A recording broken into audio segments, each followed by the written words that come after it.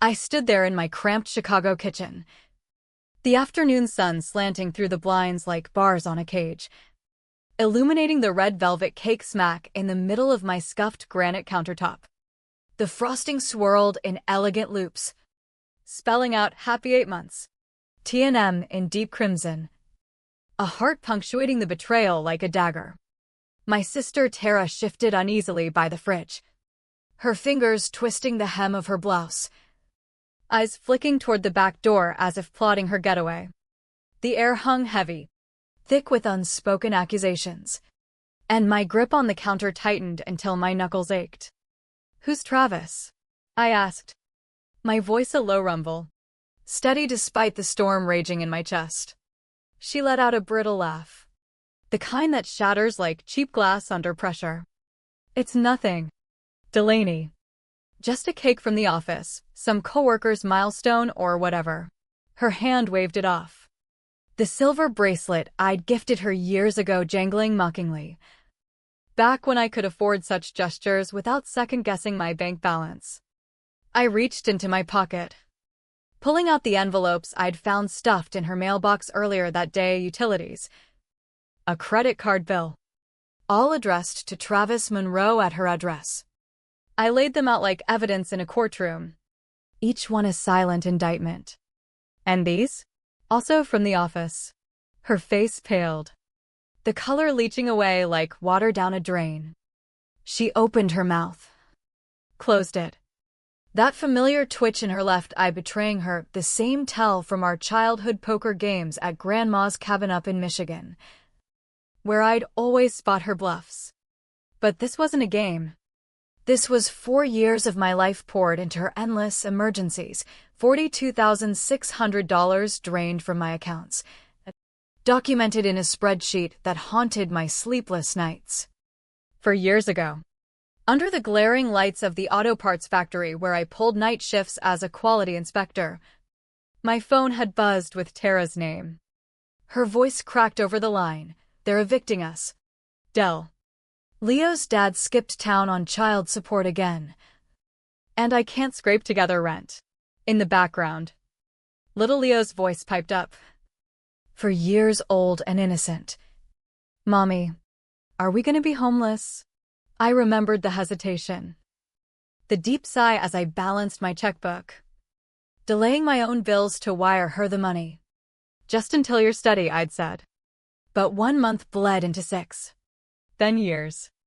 Venmo pings became routine. Rent, groceries, daycare fees, school uniforms. I skipped my certification courses in supply chain management, drove through brutal Illinois winters with a busted heater that left me shivering at red lights, watched my savings evaporate. "You don't get it, Del," she'd say, tears welling up whenever I hinted at repayment. "Being a single mom is hell. Everything goes to Leo." Her admin job at that downtown law firm was supposed to be her break. But the asks kept coming. "Transition costs," she'd explain, while I spotted the new espresso machine in her apartment during visits, or Leo chattering about fancy outings to Navy Pier. Now, staring at that cake, the pieces clicked into place with a sickening snap. "How long?" I traced the heart in the frosting, my finger leaving a smudge. She stepped closer, hands up like she was calming a wild animal. "Del, it's not what it looks like." "How long?" The words ground out like gravel. Her shoulders sagged. 8 months. But it's complicated. 8 months of her pleading for just a little more, while this Travis shared her bed, her bills, her life. 8 months I'd scrimped and sacrificed, thinking I was saving a struggling sister and her kid. The weight of it all crashed down. Every overtime shift, every ramen dinner, every dream deferred. Her face hardened, shifting from guilt to defiance. "You're blowing this up. Travis is just crashing temporarily, a friend helping out." I tapped the cake. "A friend with anniversary cakes?" She crossed her arms. "I don't owe you my dating history." The sunlight dipped, casting the room in a harsh glow. And in that moment, the truth glared back, I'd been played. My kindness twisted into a leash. Have you ever felt that gut punch realization? The one where years of quiet doubts align into a razor-sharp truth? I straightened, meeting her eyes. This stops now. Get out. My voice rose, raw and unfiltered. And she grabbed her bag, storming off in a huff of indignation. Alone in the silence, the betrayal simmered, turning to resolve. I needed a plan to shield myself from this emotional vampire, to reclaim what was mine without losing my soul in the process. Flashback to 2 days prior, I'd let myself into Tara's cozy Wrigleyville apartment with the spare key she'd handed me the night before. Work crisis, she'd texted. Breathless. Watch Leo for a couple hours. You're my hero. Sis. The place felt off from the start, a man's leather jacket draped over the coat rack, reeking of cedar aftershave. Too bulky for Tara's frame. My hand brushed it, and unease coiled in my gut. Then Leo came bounding in. 8 now, with his lopsided grin and smudged glasses, wrapping me in a hug that smelled of peanut butter and crayons. Aunt Dell, Mom said you'd come. Want to see my drawing? Travis taught me shading tricks. Travis. The name hit like a brick. Leo nodded obliviously, leading me to the table strewn with art supplies. He makes awesome grilled cheese too, adds bacon bits. He pulled me to the living room, where a shiny new tablet sat on the coffee table. Not the refurbished hand-me-down Tara had mentioned. Travis got it for acing my math test last month. Last month, the same stretch where Tara had called sobbing about $500 for Leo's after-school program, uncovered by her insurance. I'd eaten canned soup for weeks to cover it. Who's Travis? Bud. I kept it light, though my nails dug into my palms. Leo shrugged. Mom's boyfriend. He moved in around Thanksgiving. Sleeps in her room. Thanksgiving, 6 months of her tearful tales of solo parenting hell. While I'd wired cash for essentials, I excused myself to the bathroom, where the evidence piled up, a razor on the sink, expensive shampoo in the shower, a third toothbrush in the holder. Not a guest's traces, but a resident's. In the junk drawer, receipts, spilled secrets, steakhouse dinners at $180 a pop, boutique shopping sprees, a weekend trip to Wisconsin Dells, all dated during her overtime crunches at work. Meanwhile, she'd sent me pics of bare cupboards, begging for grocery money. Leo tugged at my sleeve, showing off a Nintendo Switch. Travis said I'm a gaming pro, $300 easy, the week after I'd sent $250 for winter boots. The betrayal burned. Not just the cash, but the manipulation. Weaponizing my love for Leo against me. My phone buzzed, a text from Dad. Tara says you're on Leo duty. Family sticks together. Delaware. Echoes of Mom's lectures during their last visit before retiring to Arizona.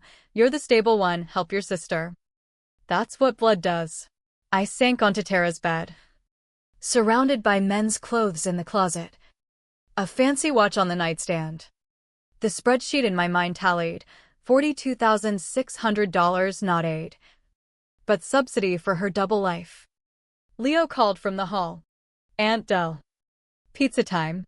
I forced a smile, but inside, resolve hardened like steel. This wasn't support, it was theft of my future. Back in the present. My phone lit up like a fireworks show, 17 notifications in hours. Mom's voicemails dripped guilt. How could you abandon your sister? Leo's heartbroken, thinks Aunt Dell hates him. Dad's texts piled on, call now. This isn't you. I flipped the phone face down, the vibrations rattling my nerves like thunder. Scrolling social media. Tara's post glared, her and Leo pouting. Caption, when family turns toxic. Single mom struggles alone. Betrayed. Likes and comments flooded in, painting me as the villain. For years of quiet sacrifice twisted into selfishness. When Dad called again, I answered on speaker, bracing against the table. "What have you done?" he barked. Mom chimed in, "Leo's suffering because of you." "I've given $42,600, I said flatly. While Tara hit her boyfriend and splurged on luxuries. Silence. Then denial. "What boyfriend?" "She's alone." I sent photos, the cake, the bills, my empty accounts. "That proves nothing," Mom hedged. But doubt crept in. "She's always meant to repay." "For years of lies," I countered. "I froze in winters, skipped school, for her Benihana dates." The call ended with their mantra fading, "Family helps family." But the quiet after felt like freedom, not isolation. Uncle Henry called next, Dad's pragmatic brother, a retired accountant who'd always eyed Tara's pleas skeptically. "Your mom's in hysterics." "Spill it." I unloaded everything, the loans, deceptions, emotional blackmail. "You've been fleeced, kid," he said. And the folks enabled it. Validation surged like a dam breaking. "I'm not wrong." "Hell no. Time to reclaim your life." He showed up with a binder. Sorting evidence, texts admitting debts, transfer logs, interest calculations. "Debt recovery agency first," he advised. "Boundaries aren't betrayal, they're survival." Tears came. But so did strength. "I'm done being the sucker." We built the case, rehearsing defenses against the inevitable backlash. For once, I felt armed, not vulnerable. At Midwest Recovery Associates, the office hummed with efficiency, smelling of fresh ink and resolve. Agent Marlene reviewed my folder, nodding. "Ironclad documentation. We'll notify her tomorrow, full principal plus interest." Signing felt like shedding chains. "This doesn't make me cruel?" Marlene smiled faintly. "Asking for justice isn't cruelty." Days later, Tara's texts exploded. "Debt collectors? You're ruining Leo's life over money." Friends piled on old roommate Sarah. "This is low." Dell. Tara's crushed. I silenced them, focusing on the factory hum during my shift. Saturday. A knock. Travis. Tall and awkward. "Can we talk?" "Over coffee." He confessed. "Tara never mentioned your help. Said she bootstrapped it all." I showed receipts. His face fell. I thought her struggles were exaggerated. Tuesday. He appeared at the agency with a check, $6,000 down. "I'll co-sign the rest, $600 monthly." Marlene drafted it. He signed. "You've waited long enough." Uncle Henry texted, "Proud of you." Boundaries build respect. A week on. At work, Tara appeared, eyes swollen, pleading. "This is killing my credit." In the diner across the street, I laid out screenshots, promises, transfers, her lies. For years while I suffered, she stirred her latte, tears drying to anger. "Jealous of my life? You'll never see Leo again." The threat landed. But I held firm. He needs truth, not manipulation. She paled at Travis's involvement. "He didn't know your secrets." Walking away. The sun warmed me, texts from parents thawed. Uncle Henry's invite glowed. Travis messaged, "Leo misses you, supervised visits?" I pondered. Boundaries intact. 6 months later, I strode into First Chicago Bank, depositing $1,200 from repayments, clockwork thanks to Travis. Judith the teller beamed as I opened savings, watching it grow. My car heater blasted warm, classes resumed. Certification in sight. Mom called tentatively, "Leo misses you." Supervised. On my terms. Hanging up. My app showed budding savings, a future reclaimed. The price of betrayal? Loneliness at first. But peace followed. Justice isn't revenge, it's rebirth. One reclaimed dollar. One mended boundary at a time.